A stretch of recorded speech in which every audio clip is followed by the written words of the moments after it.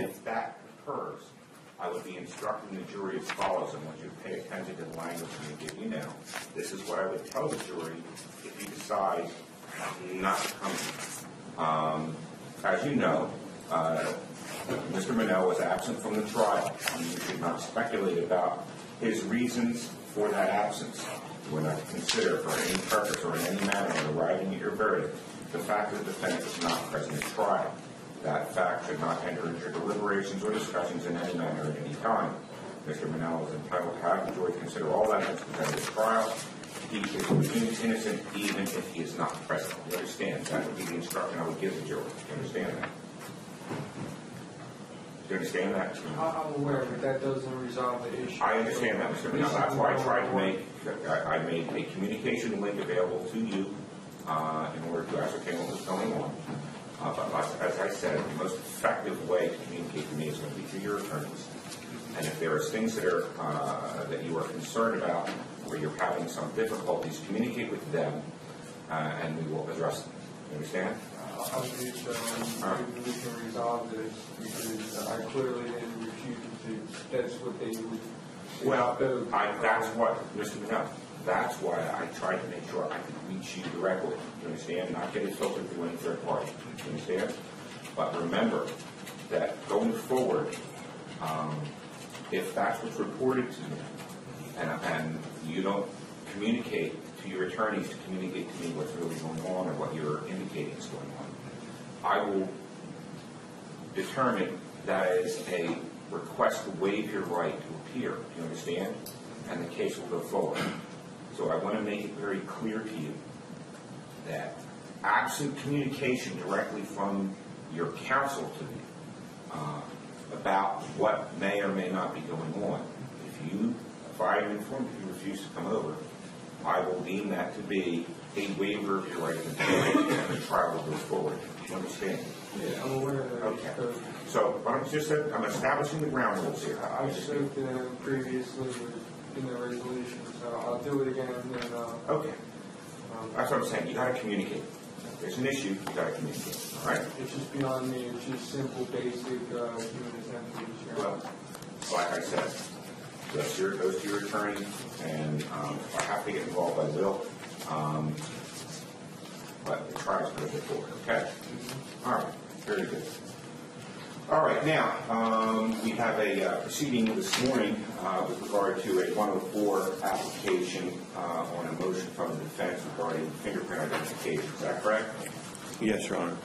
Okay. And the state is prepared to call the witness. Is that correct? Yes, Your Honor. This is a pre-trial motion. The jury is not present. The jury is in the deliberation room and they're waiting for us. So, have a little delay. Let's get to the issue. Thank you. State will call Detective Sergeant Crain.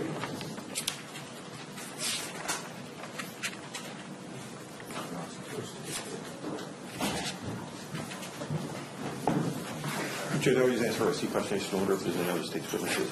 Yes, okay. Sequestration has been requested. There should be no witnesses who may testify to the trial in the courtroom. So your testimony should not be discussed with any of the other witnesses. You understand that, yes, sir? Okay. Raise your right hand, please. Do you swear or affirm to tell the truth, the whole truth, and nothing but the truth, so help you God? I do. Please state and spell your name for the record. Detective Sergeant Eric Crain, ERIC, CRAIN, badge number 1696 in Joseph Police. Thank you. Well, have a seat. Yes, sir. Your witness. Thank you, Judge. Good morning, Sergeant. Sir, good morning. By whom are you employed? New Jersey State Police. And how long have you been employed by the state police? Just over 15 years. Where are you present at the time? Crime scene investigation in Southview.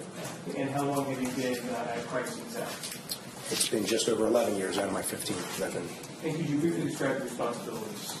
As a crime scene detective sergeant, supervising the junior staff beneath me, but as it pertains to the investigations, anything from the low end of a burglary or criminal mischief all the way up to homicides, police-involved shootings, and every type of criminal investigation in between. If we are called to respond, we respond to the scene and process the scene. By process the scene, what do you mean? Each investigation is unique and different, so there are various methods you could use to process this pay scene: photographic documentation, latent print development, evidence collection, and then the more advanced disciplines like diagramming, bloodstain pattern analysis, shooting analysis. To what extent have you been involved in identification of friction-ridge skin detail? Once I finish the 6-week school that the New Jersey State Police requires troopers to attend to become a crime scene detective from that moment on, so for the duration of 11 plus years. So the crime scene school that you referenced, how much of that school pertains to friction-ridge skin detail analysis? The first 2 weeks are dedicated to friction-ridge skin, what it is, development, analysis, documentation, and then it sporadically comes up throughout the remaining 4 weeks based upon whatever discipline we're doing. Generally speaking, who are the instructors for that course? The main instructors are troopers that have typically been in the crime scene unit for a number of years, but they also have outside experts come in, depending on what the subject matter is. In particular, the APHIS unit, now biometrics unit for the state police, has 2 civilians come in to teach during those first 2 weeks about friction-ridge skin and fingerprints. What other training have you had in regards to friction-ridge skin detail analysis? I couldn't tell you the year, sir. It's been quite a while, but I attended a palm print identification school at the Henry C. Lee Institute in Connecticut. What is the Henry C. Lee Institute? It's essentially I want to say college, sir, but it's an organization, an institute that's surrounded and encompasses various aspects of forensic science. If I would reference your curriculum detail, did you attend that school in April 2011? Yes, sir, if that's what's on there, that's correct. And the palm print identification school itself, what was taught at that school? In the beginning, to my recollection, they gave a refresher on friction-ridge skin, both fingerprint and palm print, and then gradually progressed into concentrating on palm prints themselves for the remaining time. And how long of a school was that? I believe it was 3 days, 3 8-hour days. Have you had any other training, formal training in regards to friction-ridge skin detail identification and analysis? Well, each year, sir, as for training, going to an outside school or an outside source, no. But each year I teach at the crime scene school for the state police. So that's, again, teaching others and then having people, again, listening and having them re-instruct and refreshing each year. That would be the annual training that I would attend. So that school that you referenced early on in your testimony, the crime scene investigation school from the state police, you are currently an instructor for that school? Yes, sir. How long have you been an instructor? Since I've been in the crime scene, sir. And what areas do you instruct on in the crime scene school? It's a 6-week course, so there's varying aspects depending on the day or the week. So I could instruct on friction-ridge skin, latent print, fingerprint identification during one school. They may have that filled the following year, so I'll instruct on shooting reconstruction or photographic documentation. It just depends on where they need detectives or sergeants to fill the spots. Have you specifically instructed in the area of friction-ridge skin detail identification and analysis? Yes, sir. Do you instruct that entire course, or do you instruct other portions of it? Assist and instruct portions.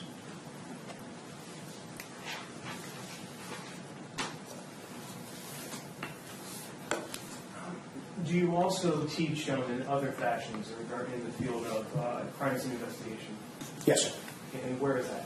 I'm an adjunct instructor at Rowan College of Gloucester County for the past 6 years. Okay. And what subject do you teach? I teach in the fall and the spring, and the fall class is Introduction to Forensic Science 1. The spring class is Introduction to Forensic Science 2. How much of that class do you concentrate on friction-ridge skin detail identification and analysis? It comes up periodically throughout both semesters, but during the fall semester, I would say that half to 2/3 is spent teaching the students. That's the concentration of friction-ridge skin, what it is, processing for latent prints, documenting latent prints, courtroom displays, all of that is taught.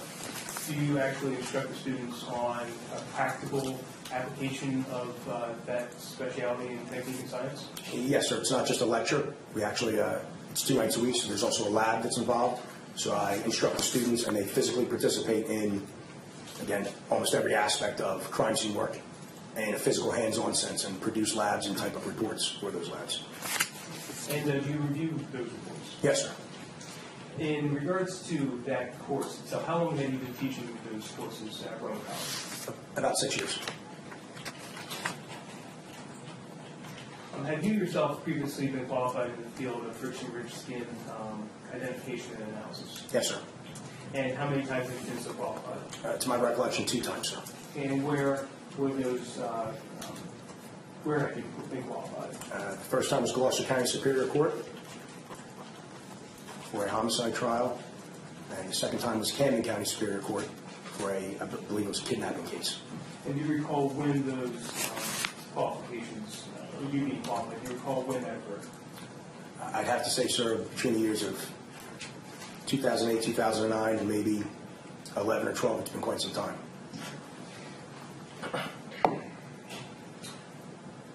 Approximately how many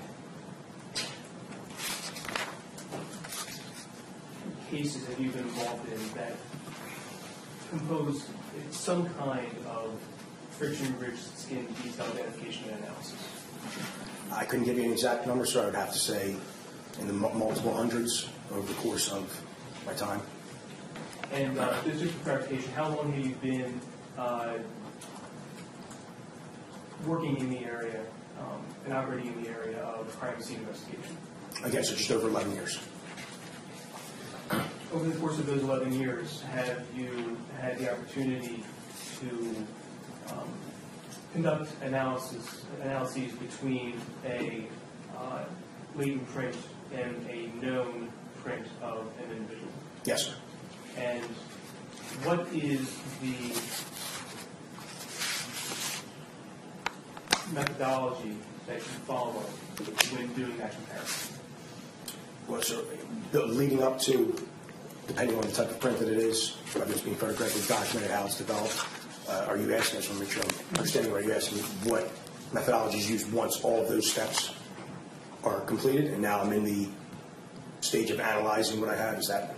Yes. Okay. Once a latent pattern or plastic print is either photographically documented or developed, and there's one of 2 options: you do a direct comparison, or you take a rolled inked impression of a individual and compare it directly, or utilizing the APHIS system.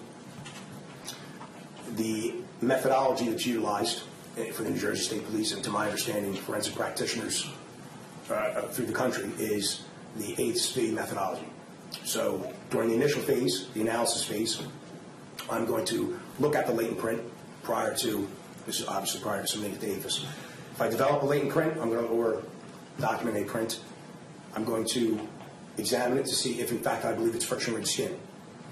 The general flow, the pattern, if it is such, once it's submitted, or again with a direct comparison, if I'm receiving a return from APHIS, I would then do the comparison phase, where once I determined through the analysis phase that yes, it is friction-ridged skin, what area, be it fingertips or palms, I believe it came from. Now I'm doing a side-by-side from the unknown to the known, looking to, again, see that they are in agreement, searching for certain minutia points, or also known as ridge path deviations. And upon doing so, moving into the evaluation phase, I'm going to make a determination on whether I believe that they are in agreement, they're not in agreement, or that there's insufficient evidence to say that they are in agreement.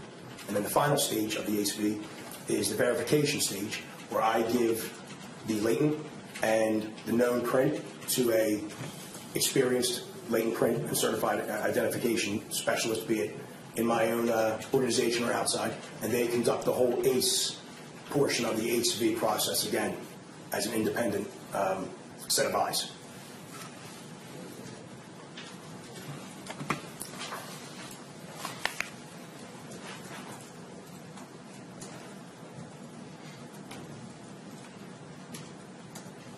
In regards to the ACV method, are you aware as to how commonly that is utilized by individuals in your field of work? That is the method that we were taught when I started crime scene work, and that is the standard that everyone in my field in the state police and the surrounding counties, at least, that we deal with. Beyond that, I don't deal with many agencies, sir, but to my knowledge, that is the standard for identifying, analyzing, and processing latent print. In regards to the school that you attended, the Henry C. Lee Institute, Yes, sir. Was that methodology instructed at that class, at that school? Regardless whether it is a friction-ridged skin Reproduction from a finger or a palm, be it latent, patent, or plastic, yes, the same methodology is adhered to. And that was in another state, correct? Yes, sir, it was Connecticut. Have you attended seminars and courses in regards to Christian Ridge skin detail identification and analysis outside of the state of New Jersey? No, sir, I went to an IAI conference, which is International Association of Identification, and it's been so long that may have been part of it, but there were other aspects of it. It was a 1 or 2 day training many years ago. I believe it was in Hamilton, right close to Troop C headquarters, for the state police. Were there other agencies from outside New Jersey that attended that conference? I remember the auditorium being filled, sir, but I couldn't tell you other than state police, whoever else attended. The time that you were qualified as an expert in Christian Ridge skin detail identification and analysis, I believe you indicated that was in Superior Court? Yes, sir. And on those occasions were you permitted to testify regarding your method of comparison and analysis? Yes, sir. Each case during the voir dire process, I started to explain the inception of friction ridge skin and how it begins in the womb, and brought both prosecution and defense all the way to the end of the identification portion of friction ridge skin. Let's talk about friction ridge skin briefly. What is friction ridge skin? Excellent. In the 6th week of fetal life, when we're in our mother's womb, volar pads form on our hands. During the 4th month, by the time the 4th month arrives, they actually regress, and the friction ridge skin is apparent, and it's actually immutable from the time you're in the womb until deep stages of decomposition into death. It can occur on, or should I say, it is on your fingertips, actually the digits in between, or the segments in between, and then the palmar area, friction ridge skin. It's also in the soles of our feet. And as for what it does, it allows us to walk barefoot, it applies grip and traction. Same thing with our hands, allows us to grab items and hold on to them. Also has pores on the top of the ridges, which allows for discharge of sweat from our bodies. So those are some of the functions that, the purpose that it serves. How unique are those identifying points that you referenced? Excellent, sir. So they are unique and individual, like each person, from their own fingers, their own 10 fingers, and their palms. Each finger is different from the other fingers, and palm to palm, and never has there been 2 instances where friction ridge skin has been duplicated in an identical manner. Everyone's friction ridge skin is theirs, again, from the time they're in the womb until death, and is unchanged. It can be changed in the sense of someone slices their finger, there's a scar, or has an ulcer, or a burn, but it regenerates, or you can, when you look at the incompression of the friction ridge skin, you can examine it and determine scar, wart, ulcer, burn, based on certain characteristics.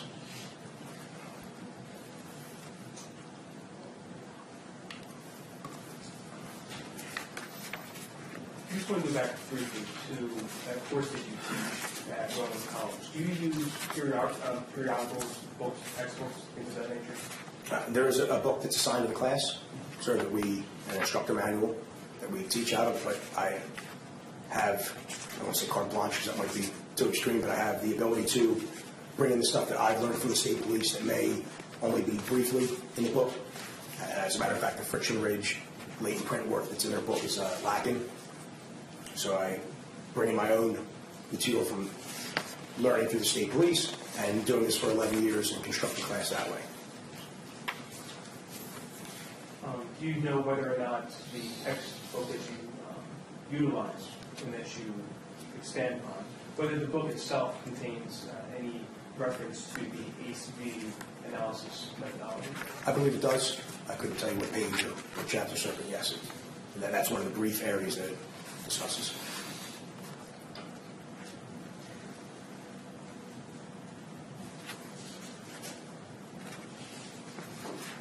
During the course of your time with crime scene, did you have the opportunity to become involved in the investigation on the homicide of Tara O'Shea? Yes, sir. During the course of that investigation, were there a number of items of evidence that were recovered? Yes, sir. What specifically points you to two items? specifically knives. Do you recall those being recovered? Yes, sir. Can you briefly describe where those knives were located and what forensic work was done on your end with those knives? Yes, sir. The knives were discovered behind the kitchen range stove, lying on the floor where the floor meets the vertical wall, and if the best described to you, if the stove was pushed all the way back to the wall and the stove was removed. There were two knives. They were blood-stained, blood-soaked. Once they were collected as items of evidence, they were examined. I and the detective that worked with me observed friction-ridged skin on the handle of one knife and on the blade of the other knife. Upon photographically documenting the knives as they were, to develop the friction-ridged skin so it was more visible to the eye of the camera, we utilized a chemical called amido black, which now enhances the ridges on the friction-ridged skin, specifically those that are left in the patent print in blood. The knives were then photographically documented again, and from that point, a request was made through the forensic photography unit to have one-to-one photos made of the photographic documentation. Once that photo documentation was completed, what was the next step in the analysis? The next step, sir, was taking the one-to-one photographs and submitting them to the APHIS unit so they're able to put them in the APHIS system. Who completed the APHIS request to have those items analyzed? To my knowledge, sir, because it's been, again, while it was, we had an APHIS tech who's now retired, her last name was Mrs. Knox. And where was that located? They have their own office at unit headquarters, which is adjacent to ours. Excuse me. So, as a result of having that packet submitted to APHIS, did you receive a result from that? Yes, sir. What was that result? The result was that the patent palm print in blood on the larger knife, handle of the larger knife, that one-to-one photograph came back as a hit. And to whom was that hit associated? Jeremiah Monell. What was the next step in the analysis that you conducted? Now, once that portion is done, sir, out of the analysis phase, I'm moving into the comparison phase. So I'm looking at the actual one-to-one photograph and the 10-print card, both fingers and palms, of Mr. Monell, determining what area I was going to start in and see from that point moving forward, as I described earlier, looking for my major ridge path deviations, my minutia points from palmar region to palmar region. And once you completed that part of the ACV method, what was your next step after that? I evaluated and made a determination that I believed it was, in fact, a reproduction of the friction-ridged skin of Mr. Monell. So therefore, the one-to-one photograph and the 10-print card, the inked impression of the palm, went to a separate set of eyes, as I described earlier, another detective who's trained in friction-ridged skin latent print identification, and they conducted the verification stage of ACV.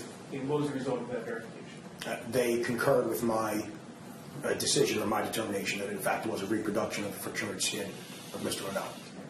The print that was determined to be that of Mr. Monell, what part of the hand was determined to be part of? I determined it was the right hand, hyperthenar region of the palm.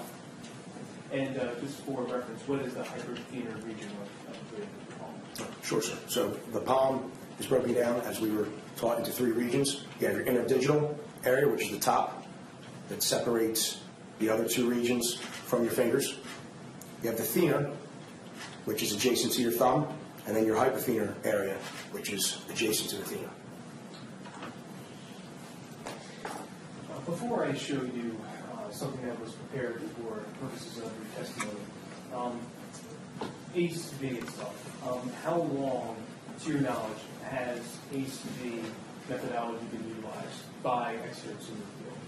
I couldn't give you an exact date, sir. It's been, again, I've been doing it for 11 years. It's been taught for quite some time. I couldn't tell you the inception of the scientific working group for friction rate analysis, swing fast. I couldn't tell you the exact group.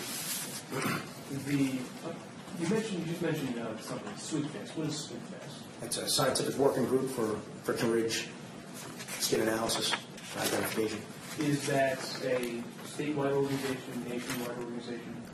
I believe it's national. I'm not sure if it's global or not, but it's definitely national. It's not just the state of New Jersey. And what does SWIG be? What's the purpose?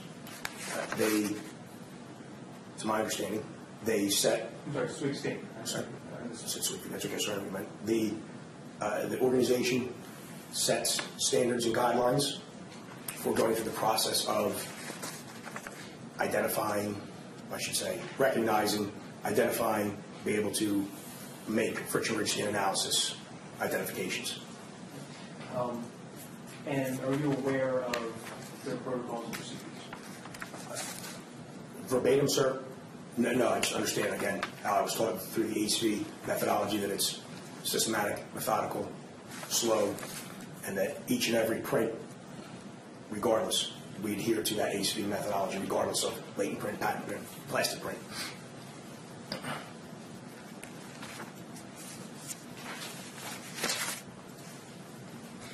How much detail is required to make an identification of friction ridge skin detail? Every case is unique to itself, sir. Actually, I shouldn't say every case. Every print is unique to itself.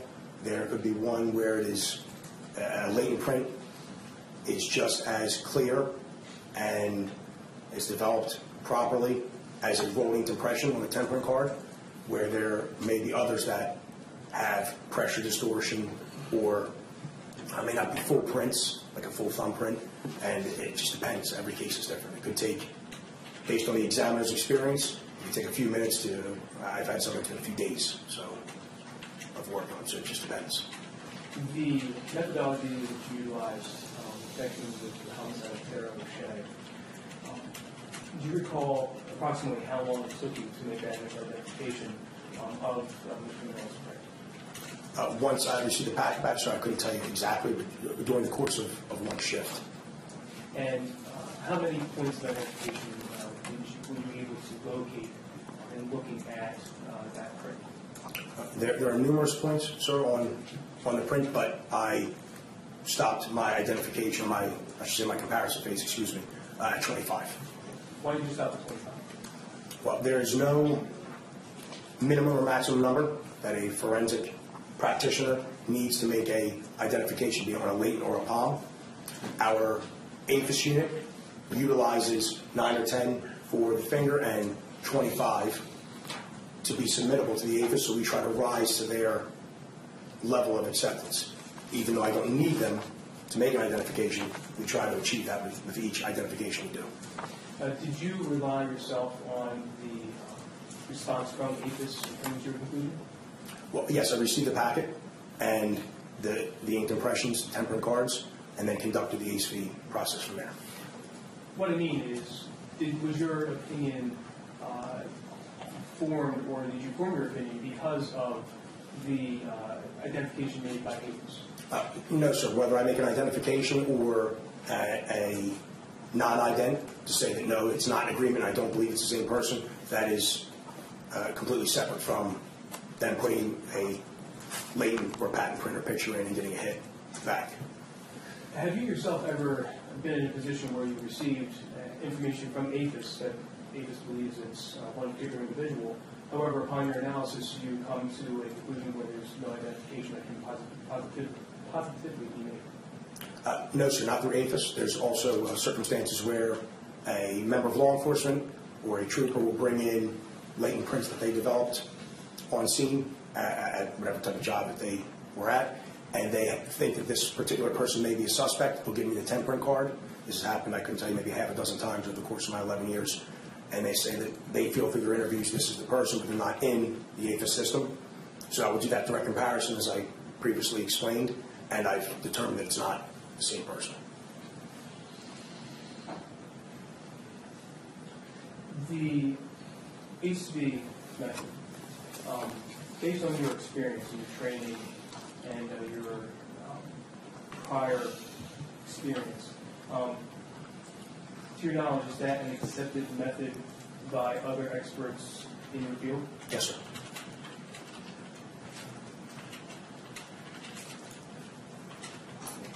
I'm going to show you a poster that was prepared for purposes of this matter.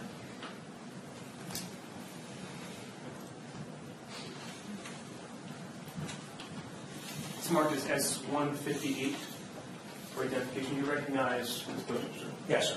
And what is this poster? This is a handmade courtroom display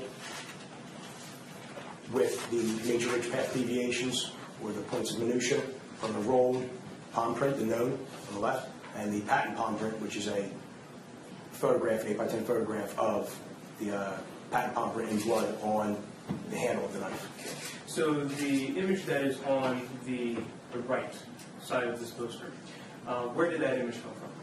And that was the larger knife that was photographically documented. And that was also from the forensic photography unit that the New Jersey State Police has at Hamilton headquarters. They're able to produce the 8x10 photographs. And the print that is on the left, the image that is on the left, where did that image originate? That is the portion of the palm, again, the hyperfinar region, from the rolled impressions of Jeremiah Monell, but the 8x10, again, is from the forensic photography unit.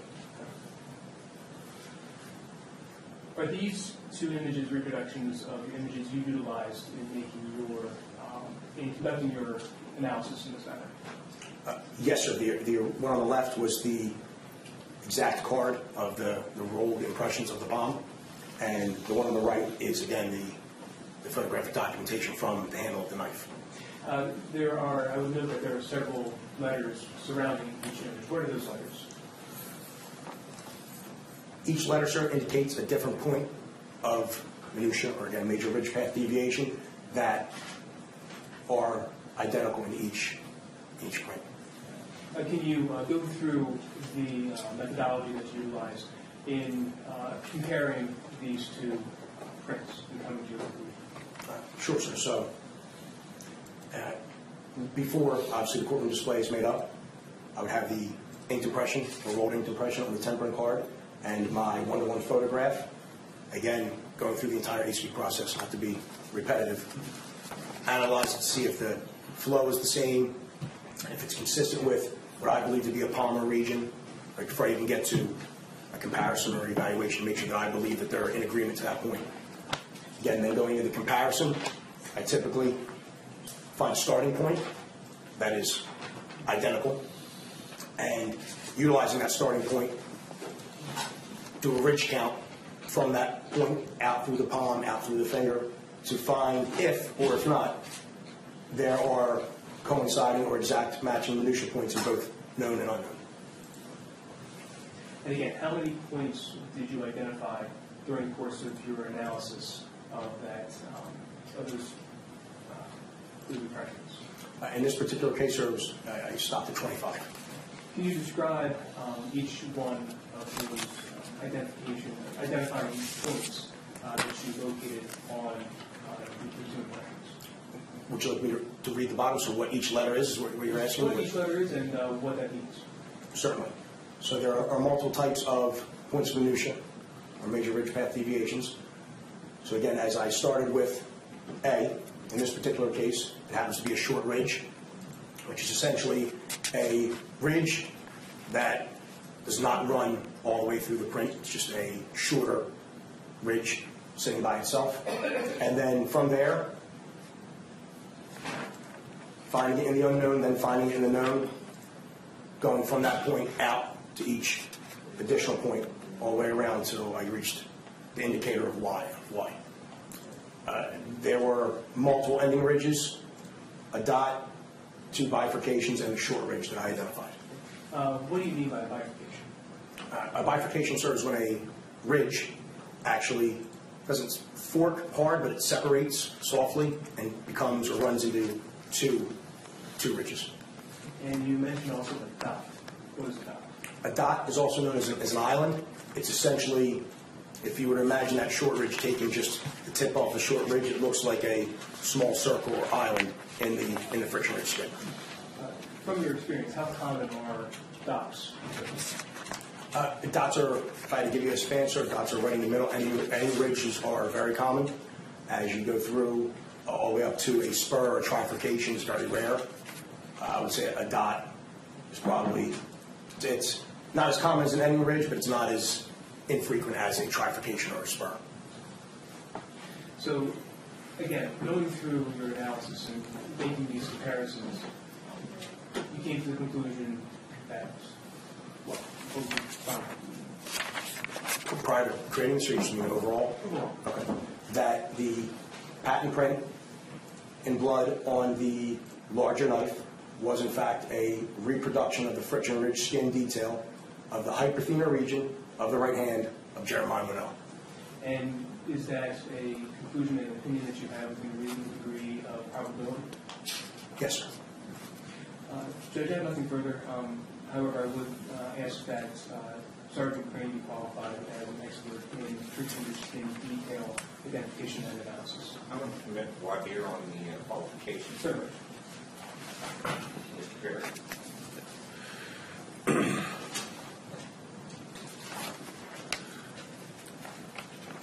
Detective Crain, I noticed from your resume you have a bachelor's and a master's degree. Is that correct? That's correct, sir.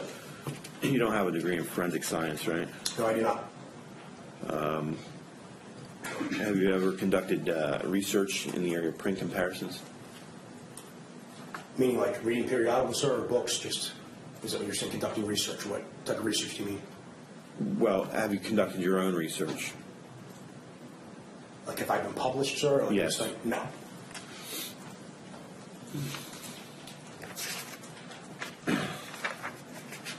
You keep up with developments in the area of print identification, is that correct?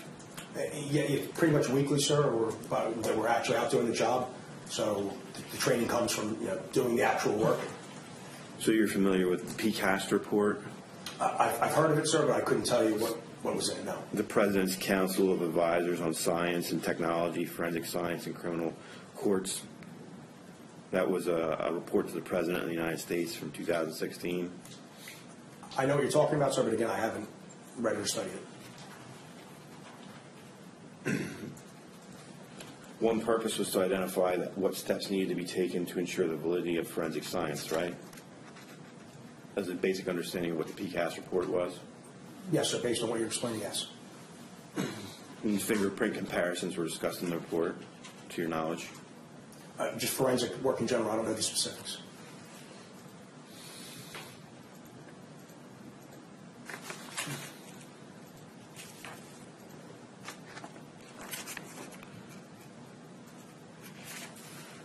So, and you indicated, according to your resume, that the last trainings that you attended were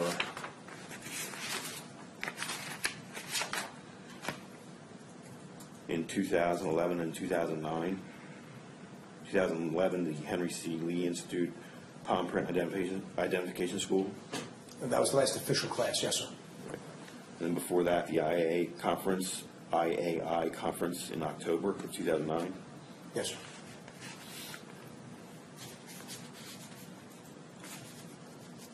Did your contextual bias training in 2018 involve contextual bias and fingerprint analysis and comparison? Not to my knowledge, sir. I was there for the majority of the time during the training, and it was just an overall overview of varying avenues of the instructor teaching about contextual bias in the law enforcement community. Okay.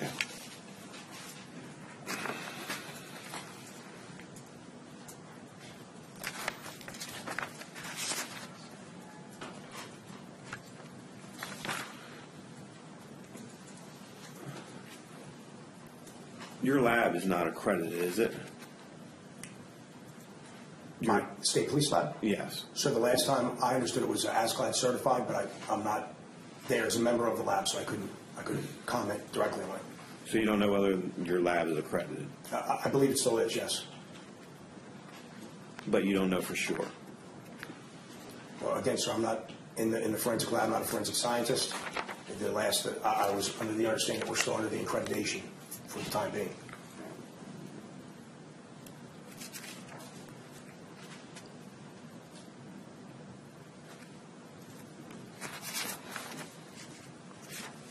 You yourself, you're not certified by the IAI, is that right? I'm not a member of the organization, so no. The IAI, the International Association for Identification, is that right? That's what it stands for, yes. They provide certification for print examiners who meet the basic level of competence, is that right? I believe so, sir. That's what they do. One of the many things. The state police doesn't require you to be certified?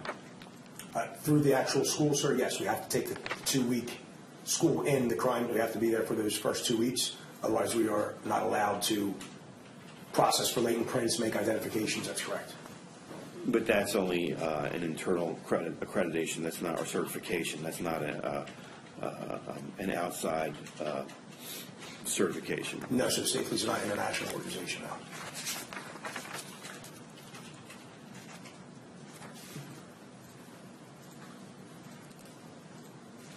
So basically what you describe, what you do is you look at a print that someone collected and you look at the print,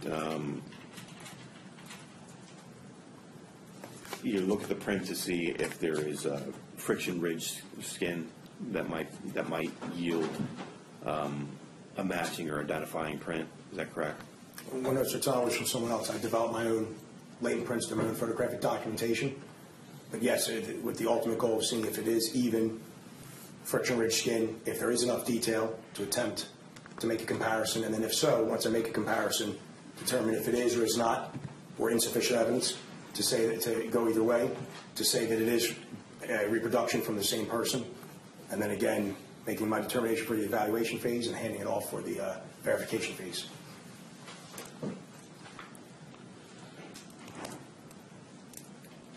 So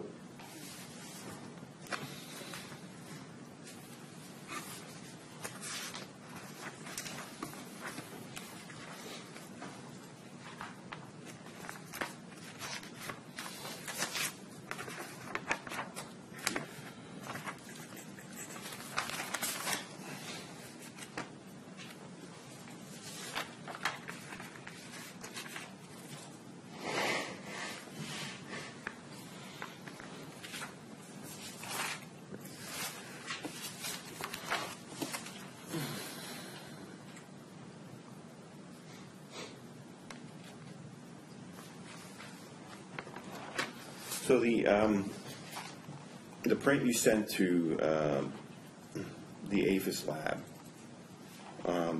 when that happens, the print is given to a technician who puts it through a computer program. Is that correct? Yes, sir. In this particular case, it was a one-to-one photograph. It wasn't the actual physical latent print as if I were to lift it as, let's just say, a scene of a burglary with a black powder. But regardless, yes, the photograph does get submitted to APHIS, and they do what they do when it comes to submitting it to the system. So you don't know, how it was handled at the APHIS lab. Is that correct? Once I submit it to them, sir, again, I couldn't comment on the work that they do, other than that when they submit it to the computer system uses an algorithm and then produces either a positive or negative result for a match. So you don't know if the tech who handled that photograph and put it through the APHIS system is qualified to run the software. Is that correct? I would disagree, sir. She was qualified. She actually taught at the crime scene school, and I want to say 33, 37 years before she retired of doing APHIS work. But you don't know if anything had happened to her qualifications or certifications. In fact, you don't even know for certain who handled it at APHIS. Is that right? No, sir. I explained to the prosecutor it was Mrs. Knox who was the APHIS tech. Do you know whether the computer program was operating properly at the APHIS lab? That's a different unit, sir. I could not tell you now. So you don't know whether any irregularity occurred which would compromise the integrity of the APHIS results that you were sent. Is that right? Well, again, sir, it's a separate unit. So when the latent print or a photograph goes to their unit, they do their work on their end and then return it, whether it's a positive or negative result. So I couldn't comment on what they do specifically. So you don't know whether there was any irregularity which occurred, which would compromise the result of the APHIS results, right? I wouldn't be able to comment, sir, no. And you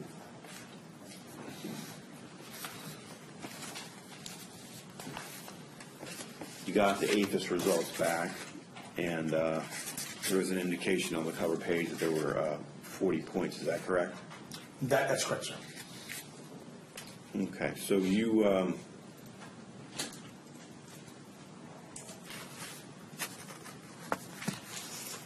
you didn't do any work prior to getting the APHIS results back to determine any irregularities in the sample photograph that was sent to APHIS, did you? I don't understand what you're asking, sir. If there's Like you didn't make any record or notes or anything about any of your findings of what you observed with the photograph, any points of interest or comparison on the photograph that was sent to the APHIS lab, right? No, sir. Once I conducted my photographic documentation and looked at the photographs that I took and saw that there was friction-ridged skin detail there, and I felt that it was suitable to submit to APHIS, that's when the one-to-one photograph was made. It went to the APHIS unit, and then upon its return. So that's basically what I'm getting at. That was a subjective, like, for example, you worked, I noticed from your resume that you were trained in the alcotest and the breathalyzer, right? Is that correct? Oh, yes. So with a machine like that or a device like that, the defendant blows into the device and the machine analyzes the deep alveolar breath to see if there's a positive reading for blood alcohol, right? To my recollection, it's been a long time since I've been on the road, so I don't even know what machines they're using right now. So that's the point I'm making is that's an objective test. And in your analysis of the photograph, which you felt was a print or worthy of sending off to the APHIS lab, you made a subjective determination that this photograph should be forwarded to APHIS lab, right? No, sir. Objective. The subjectiveness comes in on my evaluation because I'm forming an opinion for the HV, which the person that's doing the verification can, in fact, agree with or refute. But no, each step, me looking at the friction-ridged skin, I'm observing friction-ridged skin, I'm observing points in the photograph. Therefore, I make a determination if I'm submitting it to APHIS. Yeah, you make the determination. So that's a subjective determination that I'm going to send this to APHIS, right? But it's based on my objectivity of looking at it to determine if it, in fact, is worthy going to APHIS. If there's actually enough physical, concrete information within those prints, or patent, latent, whatever the case may be. Okay. So you were one of the first officers on the scene, is that correct? Not the initial, sir. I got the phone call and then responded. Right, you were there that day. Yes, that correct. I mean, And you were kind of a lead investigator on the scene, is that correct? I did supervise my detective from the forensic squad and the other two crime scene detectives that were there, yes. And you were given updates as to what information they had, what was going on, is that correct? No, sir. Upon arrival, I get my initial information as to what is exactly going on, what the road troopers have, what I'm walking into. They actually, in this case, already put, which is very rare, crime scene tape up. And then once we start our investigation, we're pretty much there to see it through until the scene is done being processed. So when you got there, you learned that Jeremiah Monell was a suspect, right? I don't remember, sir.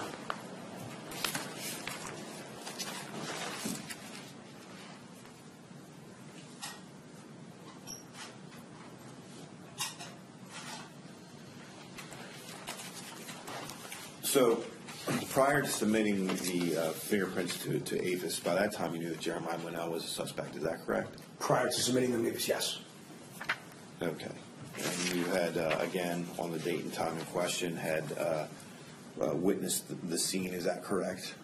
I was there processing the scene, yes, sir. And you witnessed the body, is that correct? That's correct. And then you went with Detective Hughes at some point to the coroner's office and took more photographs, is that correct? Yes, they were conducted at the post, that's correct. And you weren't aware of any other suspects, is that correct? At that time, no. Okay, so, and then you looked at, you looked at the print that was ultimately sent for APHIS, and you somehow think that that's there's any level of objectivity in that? Well, sir, the fact that the knife was intentionally secreted at the scene, had blood on both the handle and the blade of both knives, and we observed friction-ridged skin, which again was documented as is after being treated with Amido Black.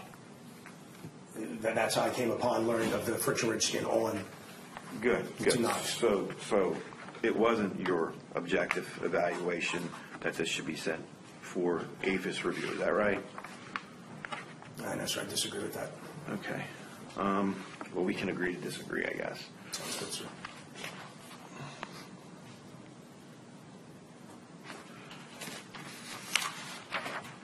So, prior to sending that photograph off to the APHIS lab, you didn't do any analysis of that photograph that you recorded and took notes on, is that right? Did I take notes beyond my visual examination? Right. Correct. So that those notes could be later reviewed and, right. So you took no notes. No, sir. You just looked and you sent it to APHIS, right? And when you got the results back from APHIS, that's when you knew that there was allegedly 40 points of comparison between the patent print photograph that you sent and the known print, right? According to the outside of the envelope, yes, sir. That's correct. So that's when you and then at that point, you just basically did a side-by-side comparison. Is that right? Well, again, sir, the analysis phase was making my determination to send it to APHIS. Once the APHIS packet comes back, as with any job, I then conduct my comparison portion of the process. Then make an evaluation if I believe they are or not in agreement, or if there's insufficient evidence, and then again hand it to another detective to do the verification portion.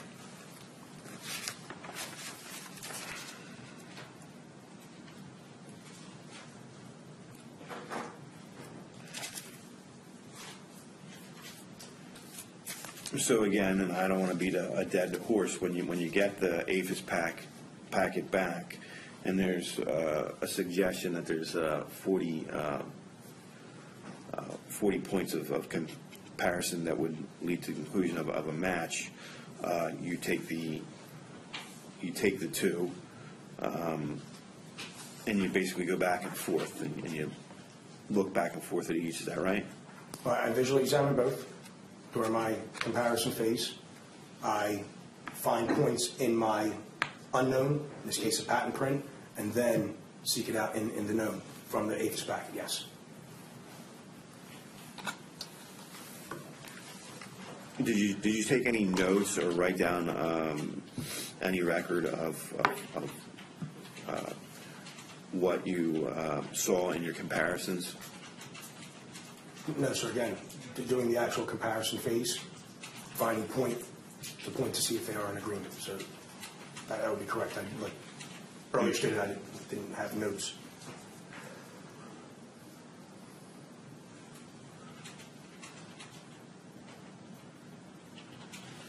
Okay, so you understand that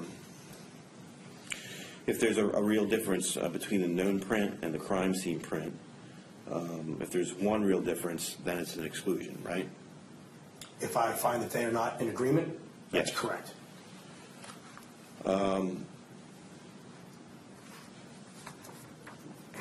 And the APHIS packet indicated that there were 40 points. Is that right? Yes, sir. And you stopped at 25. Is that right? That's correct.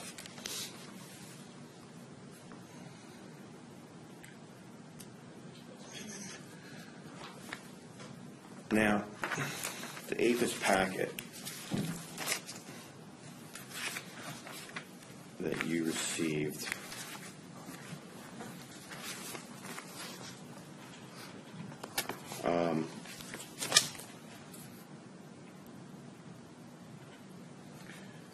came back and there were 15, but the photograph of the patent print is put into the APHIS program, and the APHIS program searches for similar prints. Is that correct? Again, sir, I submitted to the APHIS tech.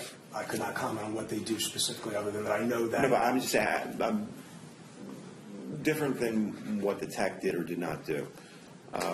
Your general understanding is that the patent print gets sent to the APHIS lab for examination. It run through a program, and the APHIS program looks for 15 or more.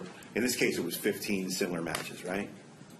Again, sir, I couldn't comment. I mean, I have a general understanding of what the system does. Yes, that it searches, it'll stay in there. An example would be if it's not a match or hit, it stays and consecutively runs in the system. But I couldn't tell you what brings the tech to that or what she does exactly now. So, but it gives you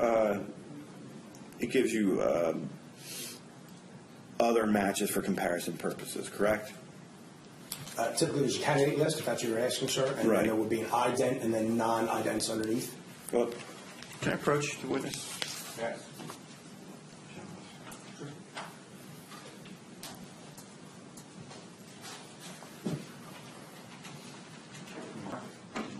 Do you want for identification?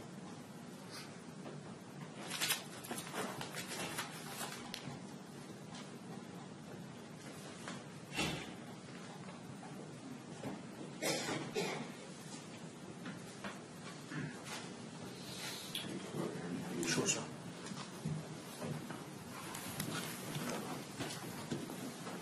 So this is the APHIS result here, and I see this number here. I'll read it for you: 915020C, right? I'll let you look at it. Oh, 915020C. So this is for Jeremiah Monell. So that would indicate a match for Jeremiah Monell, right? Again, sir, this is the packet that they provide. I couldn't tell you what these computer screen printouts, the indicators here on the numbers in the kiosk, I don't know. But if you're asking me if this is his SBI number, Right. the one on the front of the packet, then I would agree. Yes. So we're in agreement that this here on this APHIS screenshot, side by side, is Jeremiah Monell's SBI number, and it's Jeremiah Monell's SBI number here on the cover sheet of the APHIS packet, right? Yes, sir. And then below it are 1, 2, 3, 4, 5, 6, 7, 8, 9 others, right?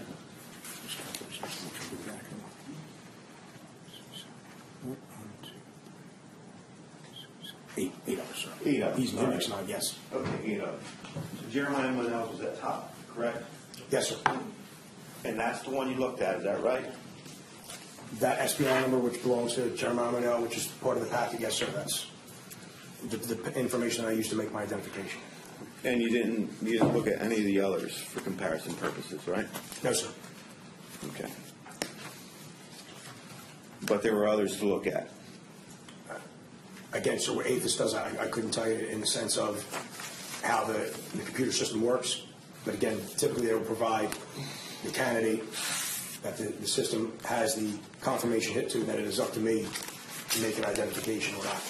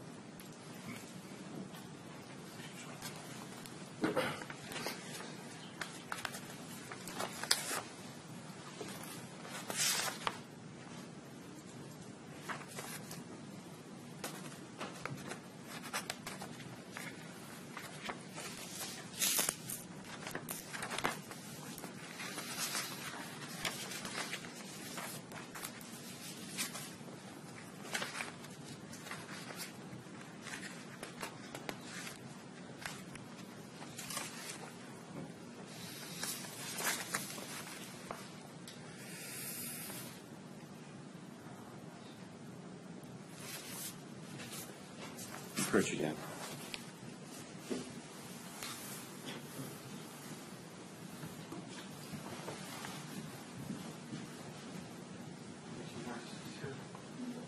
D2 for identification.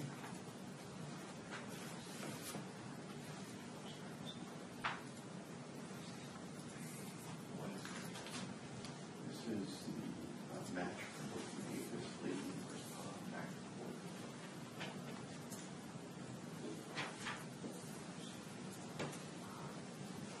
It's a little easier to see what we were looking at before. And up here you see 915020C. That's Jeremiah Monell's Yes, sir. SBI number. And then this is the match report from the APHIS packet, because I got the APHIS packet from you. So, and it says it has sent back 15 comparisons. Is that right? And Jeremiah Monell's is at the top, right? Again, sir, I couldn't tell you, I know what this is, I couldn't tell you how it's generated, the fact that it says respondents, but yeah, there are 15 in total, but I couldn't, And Jeremiah Monell is right at the top, right? number one, yes, sir, And that's the only one you look at, right? that's correct. You look at any others, right? No, sir.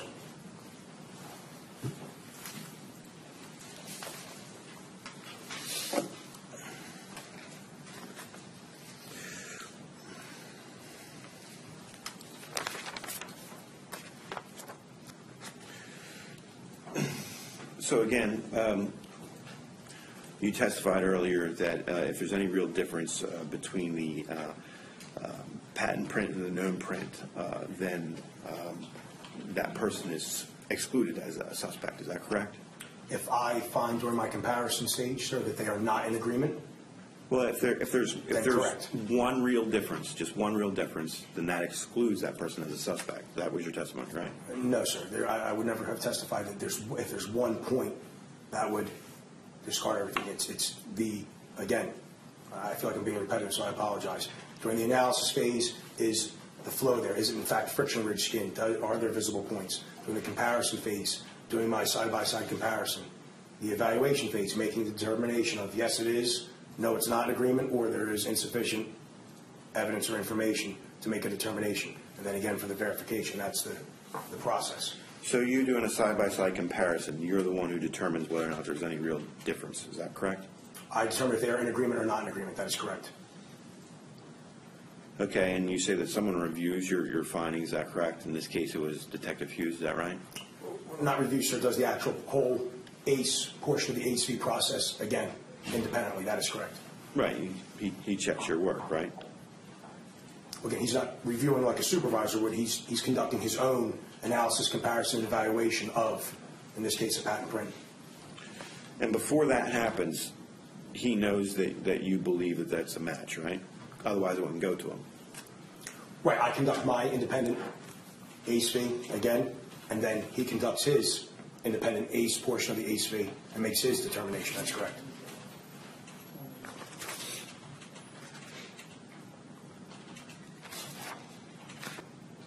I just want to go through this again real quick with you. So my client was identified on the basis of the APHIS hit. The computer takes a latent print and searches a database of fingerprints for ones that are similar, right? The computer generates a list of candidates and ranks them according to how similar they are, right? Then you compare the print from the evidence to the candidates, right? Again, sir, I apologize for being repetitive. The actual algorithm of the process of the APHIS system I couldn't narrate, but yes, when they return a packet, what they believe to be a hit or an identification, I conduct my independent ACE portion, make a determination, and then, again, hand it over for someone else to conduct the same methodology. Okay, I just want to bounce back real quick to you indicated you're familiar with you've heard of the PCAST report. And you teach at Rowan, so I assume that you know that the PCAST report concluded that there were not enough studies on how often examiners make mistakes. Is that correct? Again, so I'm aware of the report, but I could not tell you of its contents. Okay, and of the two studies, the fingerprint match portion of the PCAST report, indicated that there's an error rate of 1 in 306 cases in one study, and in the other study, the error rate is as high as 1 in 18. Is that correct? Again, sir, I don't know the contents of the report. You're aware that there's an error rate in the PCAS report. Is that right? Again, sir, I'm not aware of its contents. I'm just aware of the report itself. Have you ever heard of the Brandon Mayfield case? No, sir.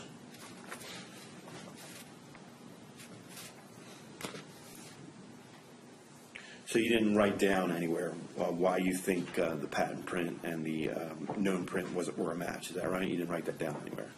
No, sir. In the body of my investigative report, I do have a paragraph that indicates that I conducted, after the initial analysis, the comparison and evaluation phase, and that I determined it was, in fact, a reproduction of friction-ridged skin of Jeremiah Monell. So you didn't write down why you did it. You didn't document the characteristics you relied on. Is that right? That was asked and answered as well. It's a little different. Essentially the same question.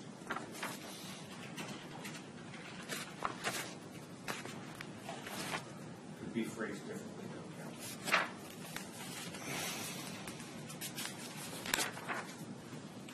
Counsel. You didn't record or document the specific points on the known print and the photograph of the patent print, which you relied on to determine there was a match, right? Again, sir, as we discussed before, you asked me if I have typed or handwritten notes point to point of what I found. Right. No, that's correct. Okay.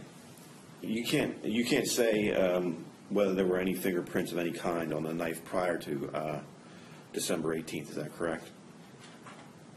Obviously, sir, I wouldn't be able to say if there were fingerprints or friction-ridged skin other than when we first came into contact with the knife. Right. So there could have been prints on the knife prior to the date and time in question, right?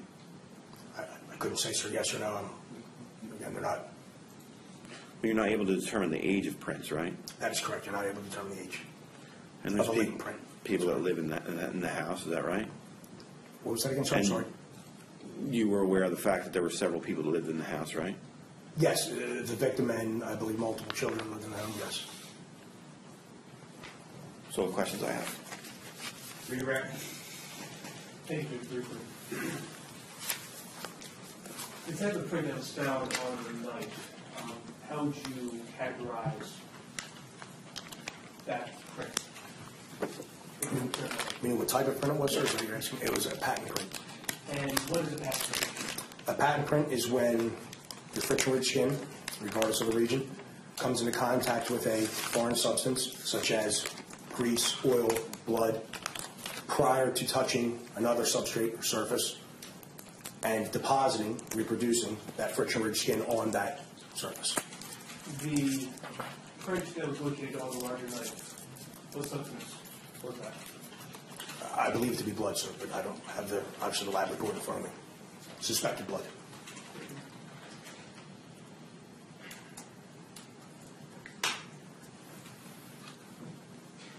You were asking questions of cross-examination about which formal training you received. Do you also consider practical on-the-job experience part of your training? Absolutely. Did your training ever end during the course of your work? No, sir.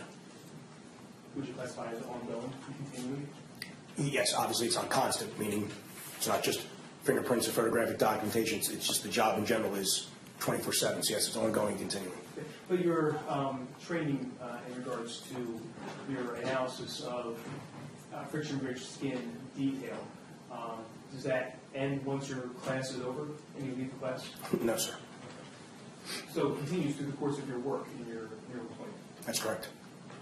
Do you get paid for giving a certain result for finding an identification as opposed to not finding an identification? No, sir.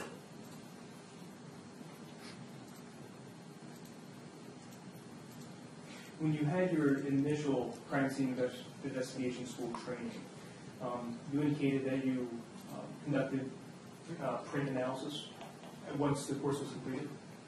Yes, sir. Again, the first 2 weeks are dedicated to friction-ridged skin, latent print, fingerprint identification, and then it happens sporadically or periodically depending on the subject matter or task that we're doing throughout the rest of the school. The analysis that you conducted as part of that training, was that reviewed by the instructors? Yes, as part of the course, just on that initial 2 weeks, we have to make, I believe it's still the same, 100 idents where we would have a latent print or a portion of the latent print and have to go through multiple packets of roll length impressions and attempt to make an ident, bring it up to an instructor. Again, prior to me being the crime scene detective, I'll bring it up to the instructor, and they would essentially conduct the V portion of the ACE-V just for the training aspect of the class. And now in your role as an instructor for that course, do you conduct the verifications of the individuals that are taking class? That's correct. Have you ever had your own analysis reviewed under the verification portion of ACE, and has there been a disagreement with your conclusions? No, sir, never. Have you ever disagreed with somebody else's conclusions? No, sir, not yet. When you conduct your analysis, do you rely solely on the number of points of identification? Say again, sir, I'm sorry. So do I rely solely on? Solely on the number of points of identification, the quantity points. No, sir. There is not a set number, be it on the minimum or maximum scale that we have to arise to for it to be an identification. Do you also rely on the quality of the points of identification in coming to your conclusions? Yes. Judge, I have nothing further at this time, but again, I would renew my request that Sergeant Crain be qualified as an expert in friction-rich skin detail identification and analysis. All right, there's not going to be any further testimony with regard to this 104 at this point. Is that correct? Okay. All right, I'm going to excuse the witness. Yes, sir. Thank you, sir.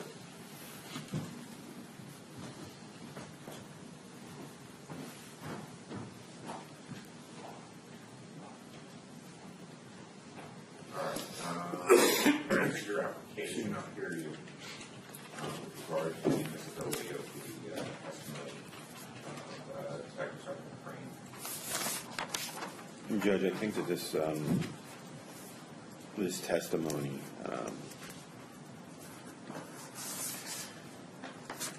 has to be deemed inadmissible, Judge. First of all, I don't think that in any meaningful way, other than saying that he does comparisons with his naked eye. He didn't talk about any procedure or process. He doesn't have a checklist that he goes through or anything like that. He just makes a side-by-side comparison of the known print and the print that comes back to him from APHIS to determine that it's a match. I can't think of many things that are less, scientific than that. A fingerprint photograph gets sent to APHIS, and he doesn't even know how it was handled. He knows it went through a program. He testified, it goes through a program, and the program looks for similar matches, and it sends back a series of similar matches, and one of those is alleged to be Jeremiah Monell. But his testimony was that he did not know whether there was any irregularity in how the program was run or the functioning of the computer that would have compromised the integrity of the results. Is the APHIS identification being offered here, or is this witness's identification being offered here? Well, this is witness, but his a critical part of what he did and how he reached his determination. And again, his testimony was he didn't know of any points. He didn't know of any points until he got an APHIS result back that said there were 40 points of comparison, and that's when he did his comparison, presumably to generate this document. But and again, he said that he got up to 25 points of comparison and just abandoned the rest. I don't know if any of those other points would have resulted in a qualified examiner saying that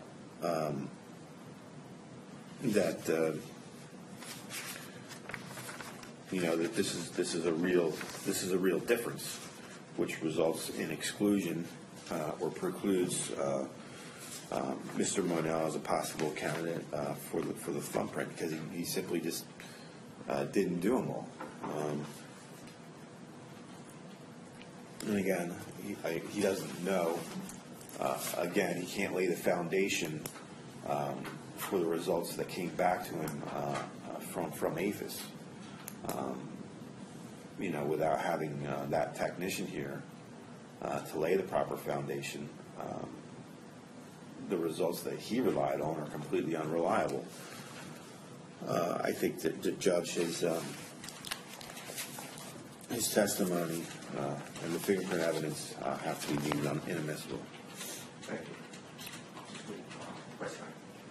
Thank you, Judge. There are two portions to the testimony here. First was that the expert's opinion should be not allowed as it is, what he terms as a net opinion.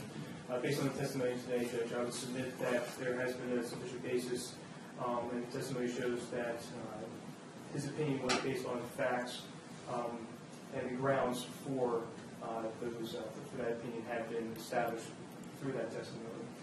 Therefore, Judge, I believe that the expert should be allowed to testify should the court find that it was sufficiently reliable or the field is sufficiently reliable. And, Your Honor, under evidence rules 702 and 703, generally speaking, a subject matter for an expert's testimony to be admissible, the subject matter has to be beyond the ken of an amateur. The field testified to is at a state of the art such that the testimony is sufficiently reliable, and the witness has sufficient experience to offer that testimony. Your Honor, also going to the Fry standard, the question is whether it is generally accepted, and that must be demonstrated, particularly in criminal prosecutions, noting that there are three ways that general acceptance can be established. First, it can be by an expert testimony as to the general acceptance among those in the profession of the premises on which the proper expert witnesses based his or her analysis. Second, by authoritative scientific and legal writings indicating that the scientific community accepts the premises underlying the proper testimony. And three, that by judicial opinions that indicate the expert's premises have gained general acceptance. Turning to the Fry standard, Judge, I would indicate that based on Sergeant Crain's testimony, that I guess going to the last one, the argument first, is that he himself has been qualified as an expert before in friction-rich student detail identification and analysis. Your Honor, I would note that pursuant to State v. Watson, 224 N.J. Super 354, its television decision dating back to 1988, which I believe is still considered good authority, that holds that a conviction may be based solely upon fingerprint evidence as long as there have been circumstances established that the object upon which the prints are found was generally inaccessible to the defendant. While there may be some circumstances under which fingerprint evidence alone would be insufficient, that case does hold that fingerprint evidence in and of itself can be utilized by the state in proving its burden beyond a reasonable doubt that the defendant committed a certain offense.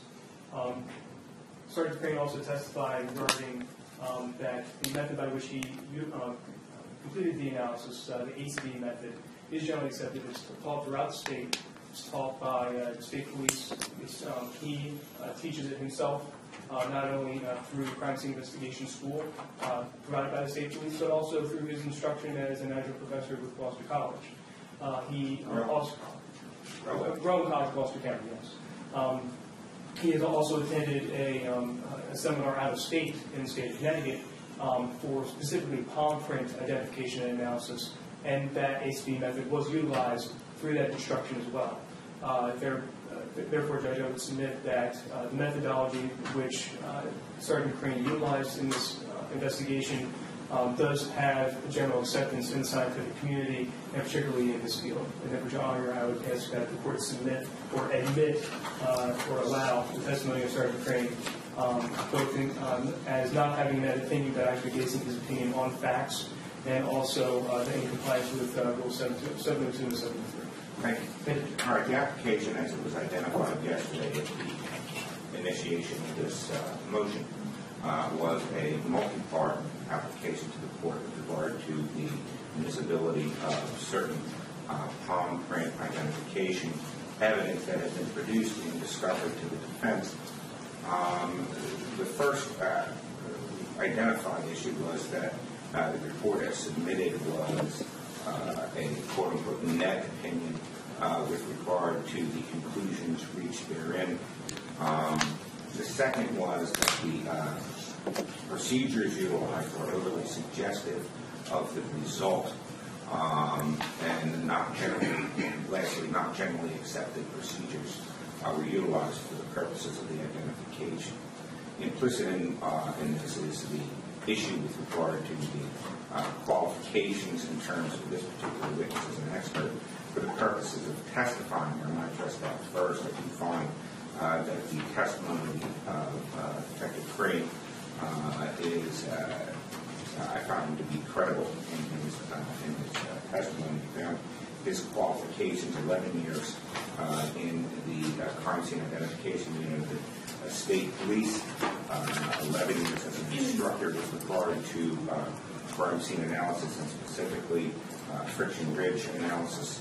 The fact that he is an adjunct professor at Rowan University for the purposes of forensic identification, including friction ridge analysis, is sufficient to establish that he has the requisite knowledge and experience and training that would qualify him as an expert in a field where that information would be beyond the ken of a normal juror that would permit him to testify for the purposes of expert testimony here. Next question is the methodology utilized for the purposes of producing that opinion. I find that the description of the ACB procedures are a generally accepted standard for friction ridge analysis, fingerprint analysis, or palm print analysis. Now, I will indicate that there are certainly areas of cross-examination, some of which were brought out by defense here. Those areas are exactly that, they're areas of cross-examination. I would note that we no longer permit a testimony of a witness to say that this is a match, a 100% match with regard to any friction ridge analysis. He can indicate, as he did here, that it was within a reasonable degree of probability that this was a match. It's not. It's the jury to determine whether or not it's the defendant's fingerprint, and they can take into consideration all of the issues brought up with regard to the testimony regarding identification, including whether or not there were other factors involved. There is, of course, always an error rate in any identification, whether it be a witness identification, ID identification, even, believe it or not, in DNA identification. That does not mean it's inadmissible. Okay, that simply means that those are areas that can be brought up by defense in cross-examination. In this particular case, however, I find that the procedures utilized were recognized standards, not just here in New Jersey, but the testimony indicates that it is offered. He indicated that form of identification, friction ridge, was part of the textbook that was utilized for his class instruction at Rowan University. That it was also part of the instruction received at the conference he attended in Connecticut, and is generally recognized as a valid form of friction ridge analysis. He also testified as to the nature of the print in this case. That it was a patent print, that it was produced in suspected blood on the handle of the knife, and that he identified 25 points of identification with regard to that print. Specifically, procedurally, I did not find that there was anything overtly suggestive with regard to his one-to-one analysis.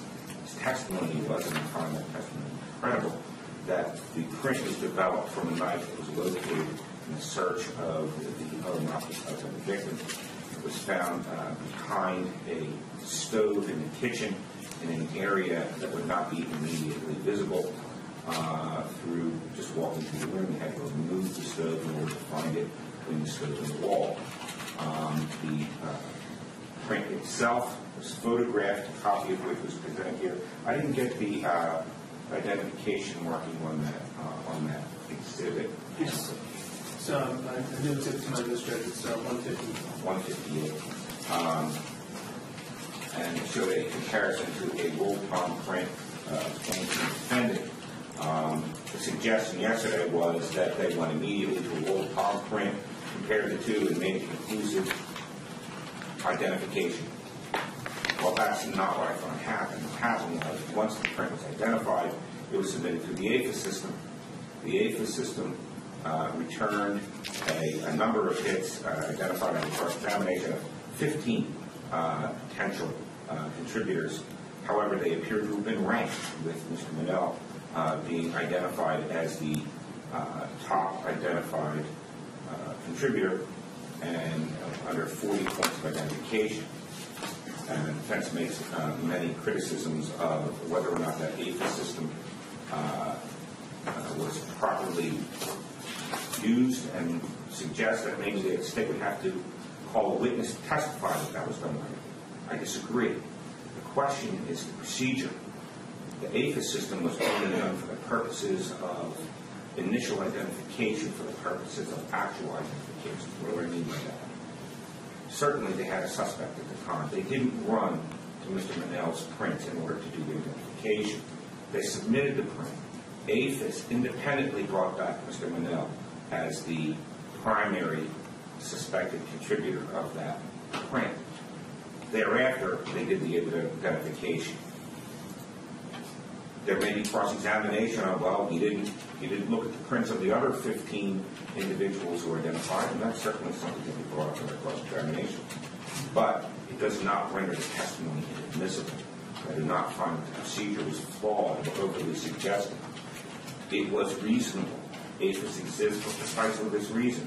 It would take, dare say it, more time than in my lifetime to compare a single print against the entire bank of fingerprints in the APHIS system manually.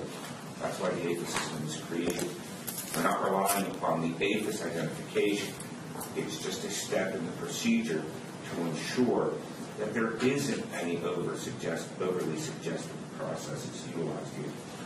So under the circumstances, I do find that the testimony of Detective Crain is sufficiently reliable to be presented to the jury. Does that mean it's an absolute conclusion? No, of course not. It is something that the jury can consider in with all the other evidence presented at trial to determine whether the defendant is guilty or not guilty of the charges here. So the result of 104 hearing is that the testimony is admissible, subject, of course, to cross-examination.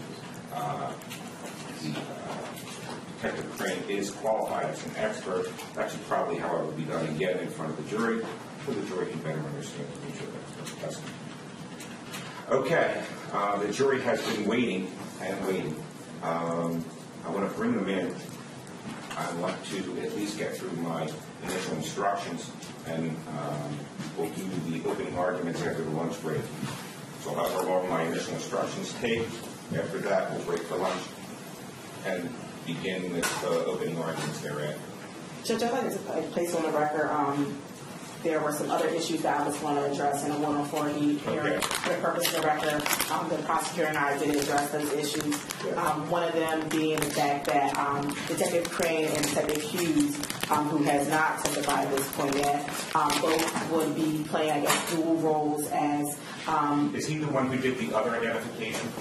He did that identification. He's also the one who's involved in a blood splatter, Your Honor. Okay. So that they also took parts in other parts of the investigation that were not what I would say expert testimony investigation. The state did agree to kind of bifurcate their testimony to allow for them to testify on one part as what they consider a fact witness, and then the other part as what possibly as an expert witness in those cases. Also, in Detective Hughes' report, there were some conclusionary statements that I thought were out of scope of his expertise. The state did state that they will not be going down that road. I just wanted to put that out on the record. There were certain elements that were Correct. identified in our conference Correct. today, that the state would not be introducing statements that implied intent. Correct. With regard to an opinion as to where something was found and the intent with regard to that. Correct. Yes. All right, very good. All right, anything further before we bring in the jury? Mr. Perry? No. Ms. Jones? No, Your Honor. All right, they've been waiting patiently. Let's bring them in here.